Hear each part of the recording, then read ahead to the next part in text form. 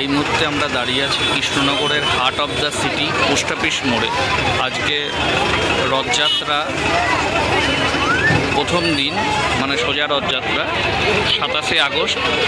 তা আজকে সন্ধ্যাবেলায় আমরা এসেছি পোস্ট অফিস মোড়ে। আপনারা দেখতে পাচ্ছেন কৃষ্ণনগর যে পোস্ট অফিস মোড়ে আমাদের কৃষ্ণনগরের যে রথযাত্রা হয়, দীর্ঘদিন আমরা ছোটোবেলা থেকেই দেখে আসছি।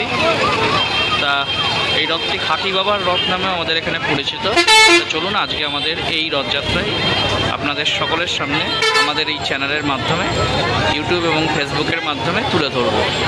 এই পোস্ট অফিসের মোড় দেখতে পাচ্ছেন, আমাদের পোস্ট অফিসের মোড়ে যে বড় ঘড়ি প্রশাসনের থেকে এটা করা হয়েছে, তার পাশেই এই আমাদের নেতাজি স্ট্যাচুর ঠিক পাশেই এই রথযাত্রাটি প্রতি বছর পোস্ট অফিস মোড়ে হয়ে থাকে। বাসটা একটু ঘুরিয়ে আর এখানে ছোট করে যে দোকানপাটগুলো মেলা মতো বসে সেটা আপনাদেরকে ঘুরিয়ে দেখাচ্ছি। তো চলুন বন্ধুরা, দেখা যাক।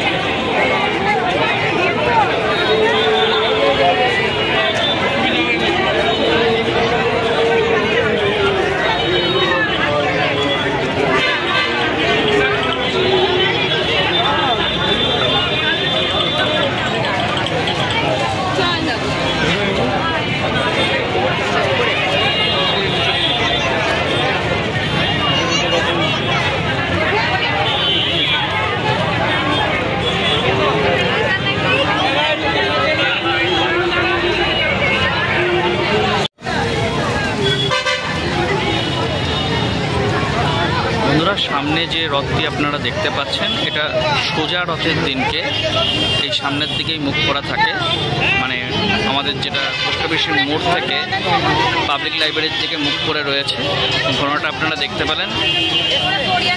আর উল্টো রথের দিনকে ঠিক এটা উল্টো দিক করে মুখ করে এই একই জায়গায় বসে উল্টো দিকে মুখ করা রাখা থাকে। এখানে অন্য জায়গায় যেমন মাসির বাড়িতে রথকে নিয়ে যাওয়ার একটা প্রচলন আছে, আমাদের এখানে কিন্তু সেরকম নয়। আমাদের পাশেই এই রথটা খাঁটি বাবার যে মন্দির রয়েছে সেই মন্দিরে রাখা হয়। মন্দির থেকে প্রতি বছর সোজা রথের সময় সোজাভাবে রাখা হয়, আর উল্টো রথের সময় উল্টোভাবে রাখা হয়। আর বন্ধুরা, এখানে যে মেলাটা বসে রাস্তার দুধারেই কিছু দোকানপাট অস্থায়ীভাবে বসে, সেটা আপনাদেরকে ঘুরে দেখাচ্ছি। এটা আমাদের কৃষ্ণনগর শহরের একদম হার্ট অফ দ্য সিটি বলতে পারেন, কৃষ্ণনগর পোস্ট অফিস মোড়।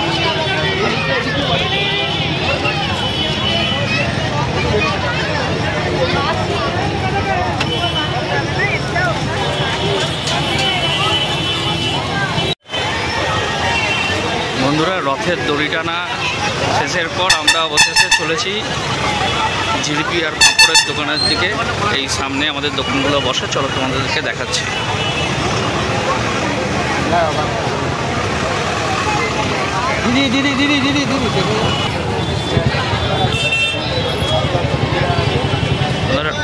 রাস্তাটা প্রচণ্ড পরিমাণে ভিড় হয়। না, এই রাস্তাটা আজকের দিন অন্তত বন্ধ করে দেওয়া উচিত ছিল, গাড়ি চলাচল বন্ধ করতে হতো।